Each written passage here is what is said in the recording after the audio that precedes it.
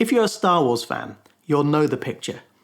A starry background, then scrolling text announcing, "A long time ago in a galaxy far, far away." In these videos, we're looking at the birth of Jesus, an event that happened a long time ago. But it wasn't in another galaxy, though maybe the Magi felt it was by the time they got there. The Bible tells us that somewhere east of the land of Israel, there was a group of Magi studying the stars. Who are these Magi, or wise men as they are often known?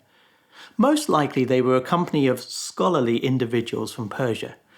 They might have held some priestly office in their culture and seemed to have a fascination with the stars. One night, as they look up at the sky, they see something different to normal. A star that maybe hadn't been there before, or just shining in a different way. And somehow they know a king has been born. Now, my mind is full of questions at this point. How did they know? I mean, stars shine in the sky every night. What was special here? And how did they connect that to a king being born? We don't know for sure, but it might be linked to a man called Daniel, a follower of God who wrote one of the books in the Old Testament. Daniel had held a position high up in the ruling administration of the Medes and Persians a few hundred years earlier. He was also someone that God had used to announce the coming of his chosen king, the Messiah. In Daniel chapter 7 and verses 13 to 14 we read, "In my vision at night I looked, and there before me was one like a son of man, coming with the clouds of heaven. He approached the Ancient of Days and was led into his presence. He was given authority, glory, and sovereign power. All nations and peoples of every language worshipped him. His dominion is an everlasting dominion that will not pass away, and his kingdom is one that will never be destroyed." Could it be the Magi knew this book and were looking and studying to see how the prophecy would be fulfilled? Well, however they knew, the point is they knew that something had taken place, and they got up, packed their things, and set out to follow the star. We read about the Magi in Matthew's Gospel. We don't get any details of the journey. We don't know how long, and we don't know the route. And although the song states 3, we don't even know how many there were. We are told, though, that their first stop was in Jerusalem. That makes sense. They are looking for a king. Where else would he be but in the capital city?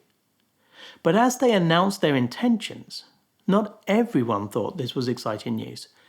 In Matthew chapter 2 and verse 3 we read, "When King Herod heard this, he was disturbed, and all Jerusalem with him." King Herod seems to know this has something to do with the Messiah.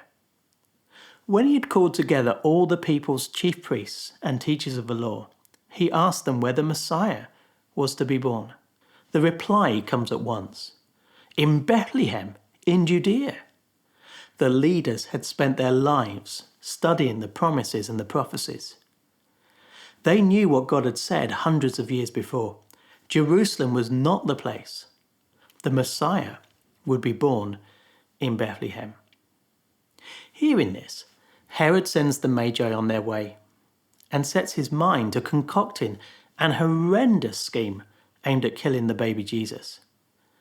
Yet the Magi have a very different agenda. They follow the star to a house in Bethlehem. Matthew tells us what happened when they got there. In verse 11, "On coming to the house, they saw the child with his mother Mary, and they bowed down and worshipped him." How old was Jesus at this point? Again, we don't know. He could be anything up to 2 years old, still a very young child. Yet when the travelers see him, they bow down, they honor him, they worship him. That by itself is remarkable. This was not a time where children were held in high esteem.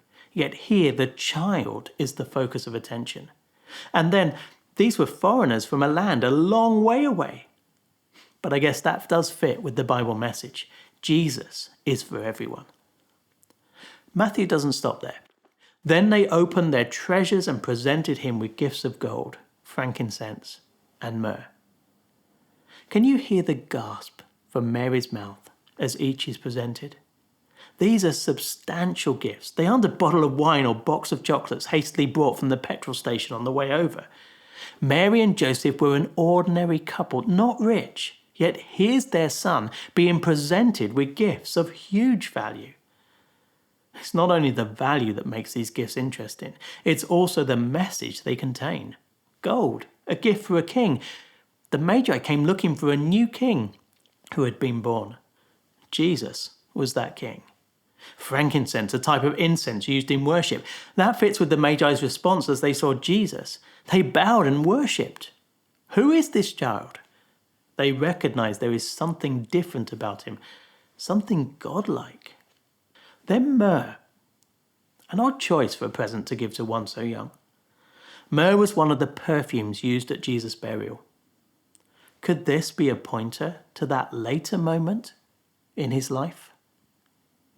Having seen Jesus and given their gifts, the Magi head home. God warns them not to go back to Herod, so they take a different route. What do you think they talked about on their way home? It seems a long trip to see a baby, especially when you don't know the family. But the Magi didn't see it like that.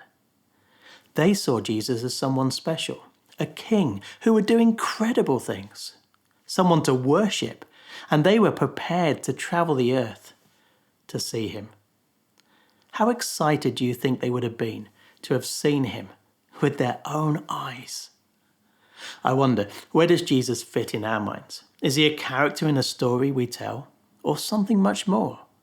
Are we seeking him out, doing whatever it takes, or would we prefer that he didn't exist? You look at Herod, and you look at the Magi, two very different responses to Jesus. Which do you side with? Why not think about that question as we get nearer to Christmas? Now, there's one more video in this series, and in it we're going to think about the journey Jesus took to get to the manger. The Bible makes some extraordinary claims. If they're true, they are absolutely life-changing. If you want to know when it comes out, you can like our Facebook page, that's Whittlesey Baptist Church, or subscribe to the YouTube channel.